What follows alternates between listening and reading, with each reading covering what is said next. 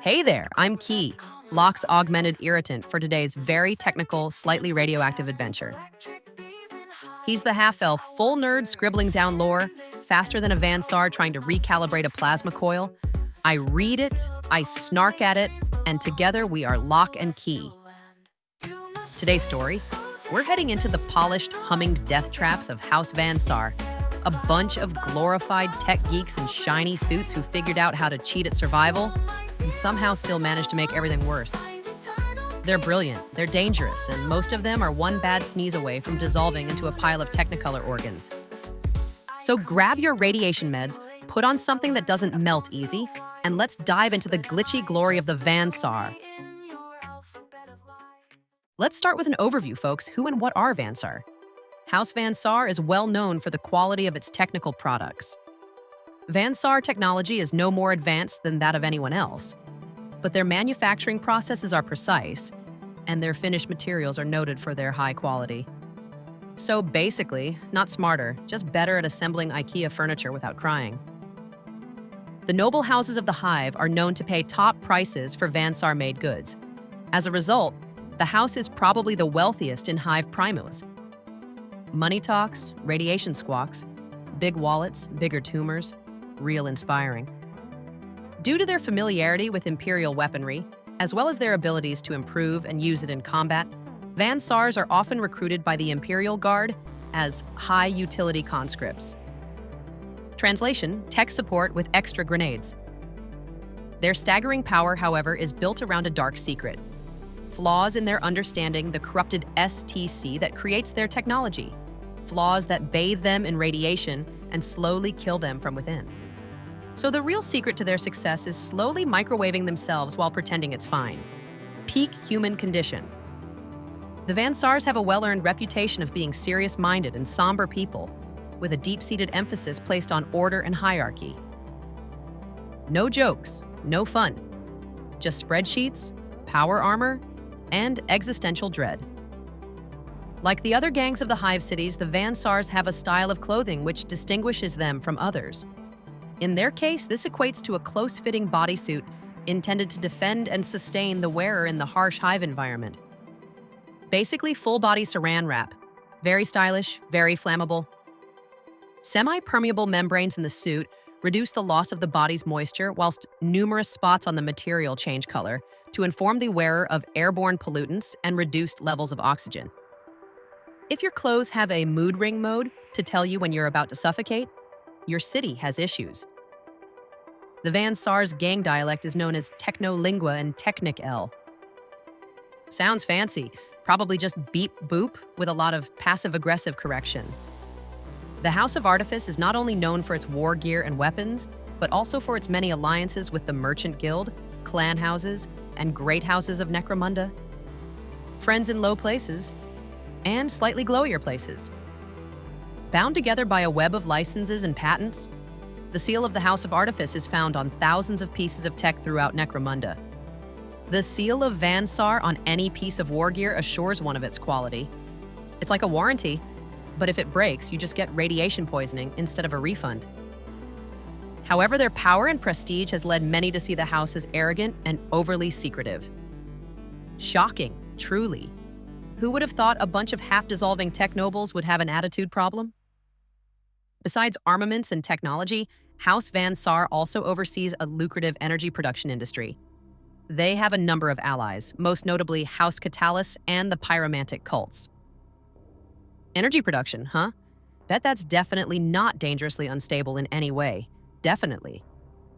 The house jealously guards the secret of its hidden STC, locked in a vault somewhere, probably leaking gamma rays like a very smug lantern.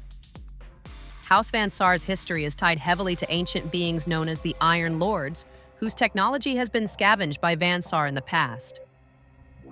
Nothing ever goes wrong when you build your future on grave-robbing, ancient death machines. Nope, totally safe. And that, dear listener, is why House Van Saar is what happens when you mix ambition, radiation, and just a sprinkle of self-delusion. Coming soon to a hazard zone near you. All right, quick sidebar before Locke starts throwing more big words at us. What's an STC? So way back in the good old days, before everything caught fire and everybody forgot how to spell, humans made these things called standard template constructs. They were basically magic space printers. You needed a tractor, push a button, house, push a button, giant war robot with missile hands, push a bigger button. They had templates for everything: food, medicine, weapons, armor, extremely questionable life choices. You name it. Then the galaxy exploded in the usual dramatic fashion, and everyone lost the instructions. So now every scrap of STC tech is priceless, sacred, and wildly dangerous because, nobody actually remembers how it works. Van Saar found one. Ish, kind of. Probably half broken, half possessed by Wi-Fi demons. But instead of fixing it, or running away like smart goblins, they just keep using it. And that's why they're rich, terrifying, and also slowly mutating into radioactive glow sticks. History time. House Van Saar's history begins in the first galactic expansion of humanity before even the Imperium existed. Old, real old, like we remember when chairs were invented. Old. The archaeology vessel Van Saar, carrying a collective of scientists and settlers bound for the world of Arrhenius Prime, was swallowed up by the warp. And thus ended Plan A. Always read the fine print when space travel involves the words warp and hope. At some point in M35, the Van Saar was disgorged from the warp and crashed into the wastes of Necromunda. Disgorged, love that word. Really sets the tone. Messy, horrifying, probably smelled awful. There are conflicting accounts for what happened next, with some claiming that nearby ash scavengers discovered the vessel and took the identity of Van Saar itself, while others say that the ship's chief technical officer, also known as Van Saar, crawled from the wreckage after millennia in stasis. I vote for secret option 3. The ship crash-landed, and the survivors immediately started arguing over who got to be CEO. Whatever the truth, the new Van Saar gang came to operate from the wreck of the vessel and slowly perfected their knowledge of the precious STC at its core under the direction of a secretive tech conclave of archaeotechs. Step 1, find ancient space printer. Step 2, pretend you understand it. Step 3, profit. Openly, they flourished as tech scavengers and bazaar brokers. The wreckage of their ship would develop into a settlement which in time came to be known as Junkertown. Junkertown, home of dreams, schemes, and very suspicious smell clouds. As Van Saar flourished, the archaeotechs would pass on custodianship of the STC to each new generation of their order. Because nothing says responsible governance like handing over a barely understood death machine every Christmas. Some used it for the betterment of their people, while others sought to scour Necromunda of all archaeotech to gain a full monopoly. Greed? In the Hive? Perish the thought? Archaeotech Solder Davos is said to have driven an ancient data spike into his brain, gaining a staggering intellect. Pro tip, if you ever think, what if I just jam this USB stick directly into my brain? The answer is always no. He gained domination of Hive Rothgol and sought to possess all knowledge on Necromunda and its people. Nothing suspicious about one guy trying to hoard all the passwords and family recipes? Nope, totally chill. Davos oversaw the construction of the first survival suits and bionics to endure the radiation given off by the STC. Imagine inventing a fancy hazmat suit because your house's toaster is actively trying to kill you. By the turn of M37, an extremely aged Davos was still pouring the resources of the house into fulfilling his dream as Junkertown expanded its reach into other hives. Old Man Yells at Radiation, Part 1000. However, other archaeotechs said that Davos was bleeding the house dry, and the Van Saar should instead seek domination of Necromunda itself. Translation, maybe instead of fixing things, we just conquer everything and feel better about it. In 411.M37, Van Saar mysteriously vanished, and in the aftermath, a council of archaeotechs established the 3 laws. Probably vaporized himself trying to install Windows 40,000. These laws affirmed that the STC must always be protected and used for the betterment of the Van Saar, which saw the device moved from Junkertown and into Hive Primus. New location, same slow death by radiation poisoning. Love the consistency. The Van Saar endured the subsequent two-faced war exceptionally well, supplying the armies of the aspiring Governor Lady Cinderak with the finest weapons. Team up with whoever's winning, oldest trick in the Hive book.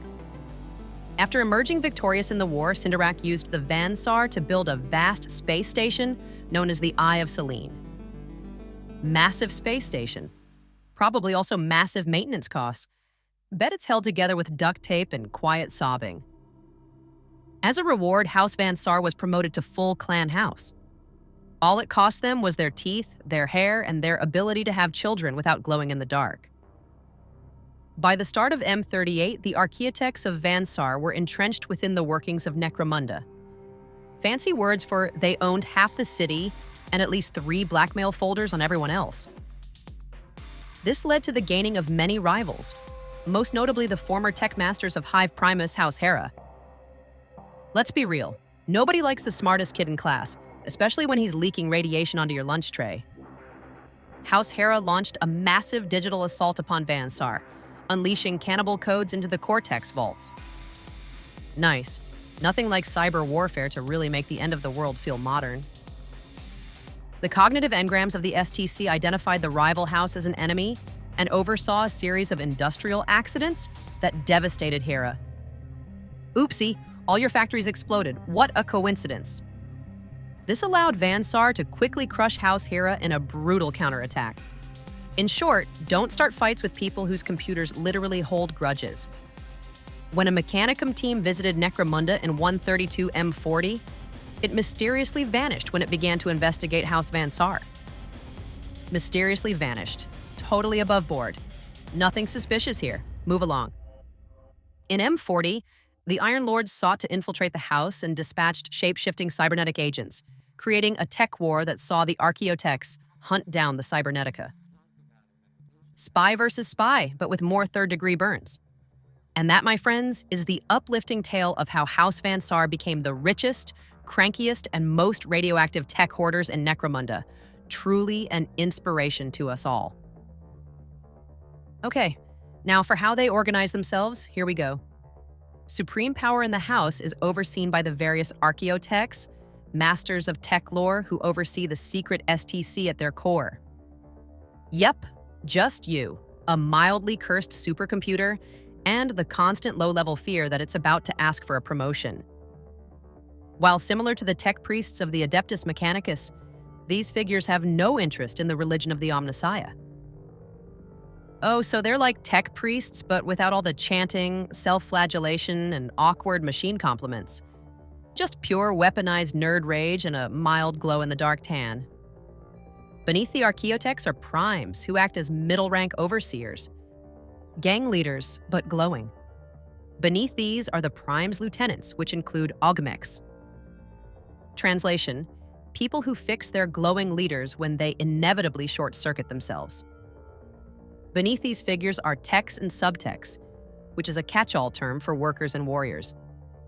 And when the augmechs inevitably catch fire, techs and subtechs show up with a wrench, a prayer, and absolutely no hazard pay. Unlike the other clan houses which rely on gangs of slaves and uneducated masses of workers, every member of Van Saar is an expert in the task they undertake, no matter how simple it may be. Which is impressive. Until you realize that means even the guy mopping the floors probably knows how to hack your neural implants remotely. The house's territories extend to machine shops, underhive scavengers, and the heat sink of Hive Primus known as the thermal core. Ah, yes, the thermal core. Great place to store highly unstable technology, right above a giant underground oven. However, its main base is within the upper reaches of Hive Primus's Hive City, next to its spaceport. Prime real estate for when you absolutely positively need to evacuate the planet after your tech crimes catch up with you. Hanging below the spaceport is the Chamber of Light, where the precious STC of the house resides. And by Chamber of Light, we mean Chamber of Please Do Not Poke It without lead gloves and a very good lawyer. So yeah, fancy titles, glowy suits, mysterious vaults, and a secret so deadly it's basically humming its own funeral dirge. House Van Saar, because who needs a life expectancy when you have brand recognition? Time for the various flavors of murder in the gang roster. Archaeotech. The boss nerds. Know enough to be dangerous, but still somehow forget basic radiation safety. Augmic. Professional prime fixers. Basically battlefield medics, but for bad engineering choices. Arachne rigs. What if you stapled a spider to your spine and called it a feature? Ambots. Big stompy digging machines that also dig graves. Yours if you stand too close. Cogitator core servitors. Living meat computers. Half brain, half hard drive, full existential crisis. Cyber arachnid. Robot spider, terrifying, efficient. Definitely hates you personally. Neotech. Junior techies on jet bikes. Basically a midlife crisis with training wheels. Ogren servitors. Take one very big, very confused guy, replace 60% of him with hardware, set loose. Primes. Middle management, but with more lasers and significantly fewer vacation days. Servo skulls. Your coworker's head, now floating and occasionally beeping inspirational slogans. Subtext. The rookies. If you can dodge a radiation leak, you can dodge a bullet. Techs. Standard model, comes in regular, slightly toasted, and lightly irradiated. Tech hunters reclaim lost technology. Glorified repo men, but for ancient forbidden artifacts that may or may not eat souls. Gun tech snipers. Find a high place, hold your breath, and pray your organs don't liquefy before you pull the trigger. Biotechnist, medics. Patch you up after your last oopsie. Try not to notice their hands are shaking. Augur tech. Scan the battlefield, predict probable outcomes, immediately regret showing them to command. Technomat. Manual labor, manual suffering, manual acceptance of your early glowing demise. Honestly, say what you want about Van Saar, but they are proof you can solve any problem with enough duct tape, ambition, and complete disregard for your own survival rate. Now for the very important peoples of the house. Van Saar, a mythic founder of the house. Big Boss Van Saar himself probably invented the art of yelling at apprentices while actively mutating into a glow stick. Definitely got vaporized by a lab accident. You can just feel it. Luthris Hormond, exiled archaeotech who was killed by his creation, the Cyber Technica Arachnus. Classic. Builds a giant death spider, immediately gets eaten by said giant death spider. You love to see consequences. Orita Lisith, Lady of Arachnus who constructs a tower of storms above Hive Rothgol to direct ash gales away from the Hive. Instead, it ushered in a titanic maelstrom which ripped her and her cabal apart. Built a weather machine, summoned a kaiju hurricane, played herself harder than a goblin betting against a squig. Von Specrus, mad archaeotech of the Dark Nexus who, rather than face the wrath of the House and allied enforcers for his crimes, instead triggered storm valves that unleashed an acidic downpour, killing all present. When in doubt, pull every lever and turn every valve. Maximum chaos, minimum paperwork. Razor, dead, one of the clan's most talented cyber chirurgeons. Dead and talented, a rare combo, killed by his own creation, his abomination. Razor's abomination, fabled creation of cyber chirurgeon Razor, a Van Saar that doesn't need his survival suit. A self-sustaining Van Saar, miraculous, terrifying. Voss Ostbringer, archaeotech, creator of the scimitar gravcutter. Made a flying death bike, was just a flying bike until he died on it. So yeah, if you're Van Saar and you invent something, congratulations. You've officially scheduled your own ironic, high-tech funeral. Make sure to program your own eulogy into the coffee machine before you go. And there you have it, House Van Saar. Proof that you can be the smartest nerds in the Hive and still find new and exciting ways to self-destruct in public. They've got the best tech, the worst luck, and the kind of occupational hazards that require a waiver just to wake up in the morning. But hey, glow hard or go home, right? Thanks for sticking around with me, your ever-enthusiastic applied instigator. This has been another questionable deep dive, scribbled up by Locke the half-elf, full nerd himself. Until next time, God bless, and try not to microwave yourself accidentally. Hey Locke, quick question. If I totally hypothetically found a slightly cursed Van Saar exosuit and duct taped it to myself, how many bonus arms do you think I'd get, and do you think they'd be good at writing? Oh, come on, it's only mildly radioactive. That's basically a spa treatment where I'm from. Okay, fine. Fine, no murder suit. For now. Some people just don't appreciate cutting-edge goblin innovation.